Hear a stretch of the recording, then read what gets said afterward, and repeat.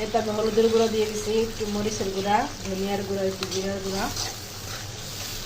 এখন মশলাটা ভালোভাবে কষিয়ে সবজি দিয়ে দিব।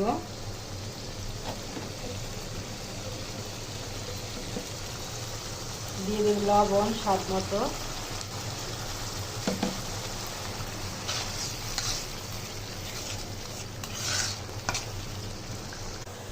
আসসালামু আলাইকুম। আজকে বানাবো হোটেল স্টাইলের সবজি। এটা দেখুন সবজিগুলো সব কেটে নিয়েছি, সব ধরনের সবজি দিয়েছি, শীতের সবজি।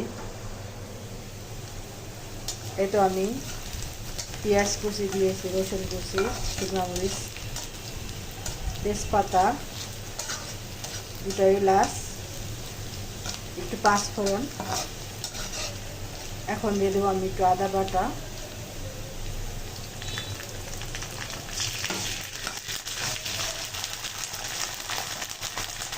রসুন বাটা। কষাবো ভালোভাবে। আমার মশলাটা কষানো হয়ে গেছে, এখন সবজি দিয়ে দেবো।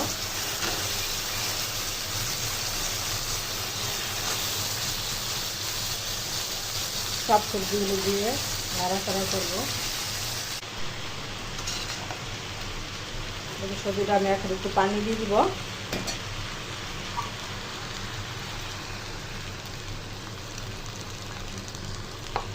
এখন ঢাইটা দিব।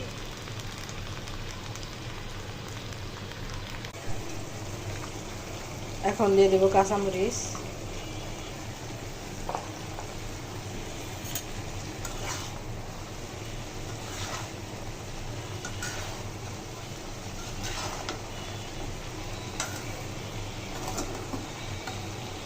তো দেখুন আমার সবজিটা সিদ্ধ হয়ে গেছে। পানিটা শুকিয়ে গেলে নামাই ফেলবো।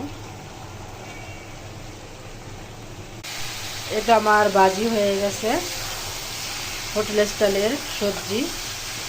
ধনিয়া পাতা দিয়ে দিছি, এখন নামিয়ে ফেলবো।